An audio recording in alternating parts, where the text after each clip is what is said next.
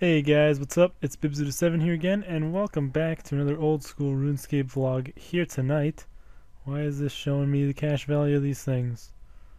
Oh, I think OS Buddy Pro is free this weekend, I think, so that must be why. Let's see what the total worth of my runecrafting tab is. 57.4 mil, pretty cool.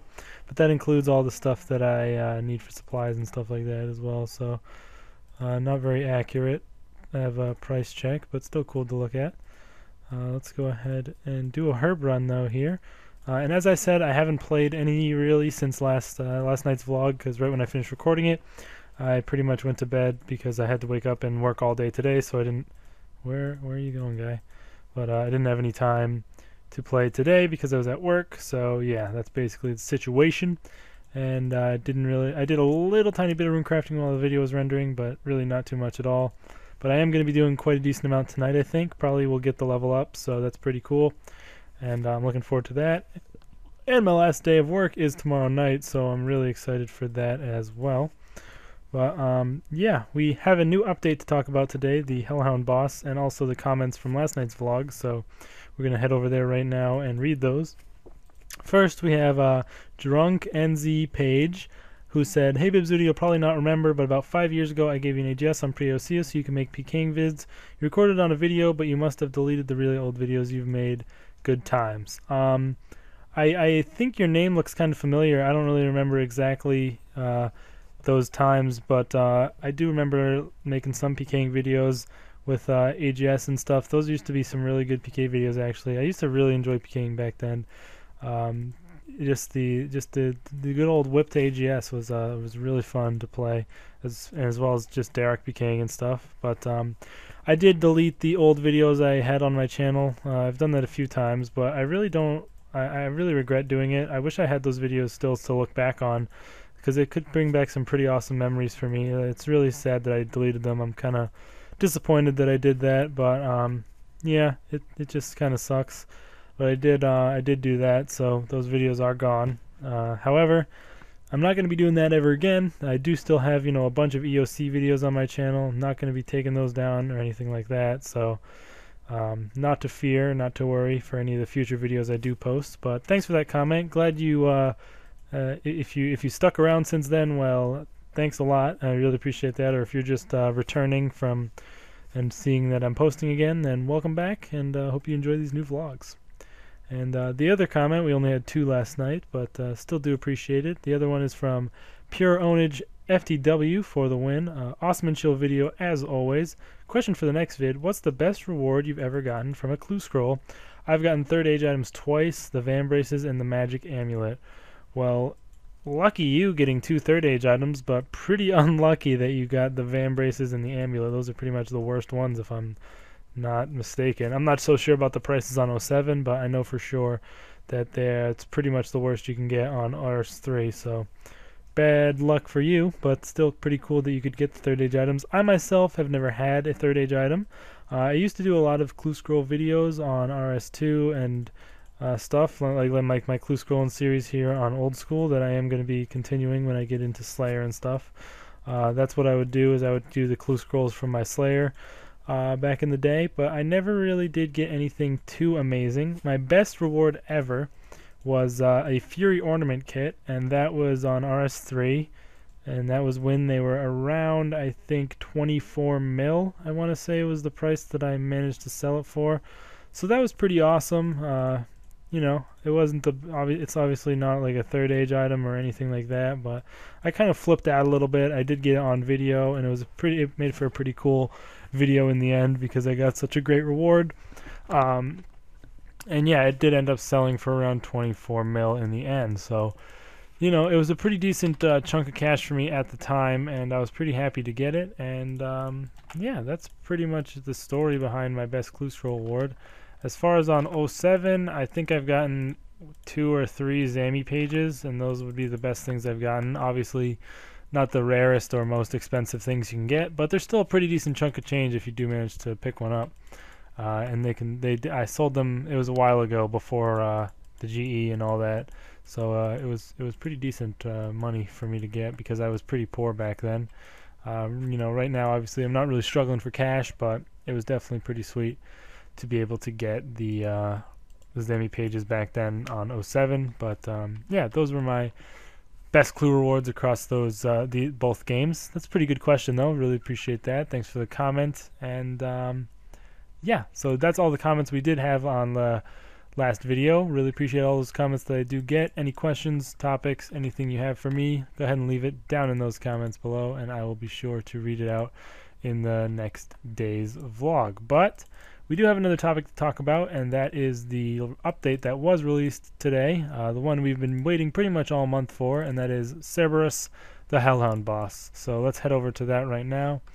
Deep beneath Taverley Dungeon, a beast is lurking. Cerberus has arrived. So yeah, they talk all about the drops, which they outlined in some dev blogs in the past that I have talked about, but it's pretty much you get a drop and you add it to one of the existing types of boots in the game, and that makes it a better type of boot. So you add the red one to dragon boots, the green one to ranger boots, and the blue purplish one to infinity boots, and they pretty much give you what the Glaciors drop on RS3. The Glaciors drop the Glaive and Steadfast Ragefire boots, and those are like pretty decent boots in the game. And they actually, the models they have, the ones that they show here, actually do look a lot like the Glaive and Steadfast and Ragefire boots from RS3. So obviously they took some inspiration from there as they were designing these, but they do look pretty cool. I wonder what they look like in game. Probably pretty nice as well. And then they also have the smoldering stone that you can attach to the dragon axe or dragon pickaxe to make infernal axe or pickaxe, which smelts your ores, and the axe burns your logs as you're chopping. So those are some pretty cool items as well, and it's pretty decent for if you're like power wood cutting or power mining, because it'll save you some dropping time, because your stuff won't be, because when you smelt or burn the log or the ore, it doesn't drop on the, it doesn't go into your inventory. Like smelting the ore, you don't actually get the bar. It just gives you some smithing experience along with the mining experience, and the ore is just sort of destroyed. So that's pretty cool. Going to help out people who go for the fast XP and those skills with the drop techniques. Although I think Motherlode Mine's probably still going to be better, obviously. But I don't know if this will work there in any way or whatever. But the models for those infernal items are just slightly altered models than from the Dragon Axe and Dragon Pickaxe. Dragon Pickaxe one has like only one prong instead of two, and the Dragon Axe just looks a little bit different. And they both have a little bit of a dragon handle added to the bottom, so they look pretty cool as well. Let's see what else. Also, they have a Hell Puppy pet, which is basically, it's kind of like a pet hellhound that you can get from Cerberus as a drop.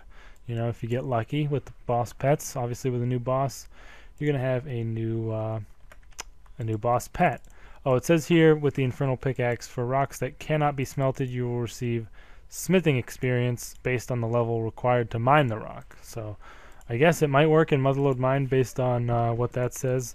So that could be pretty cool. It could boost XP rates a little bit for, well, actually it's not going to boost XP rates for mining, but it could give you some smithing experience alongside your mining while you're at the Motherlode Mine. So pretty cool.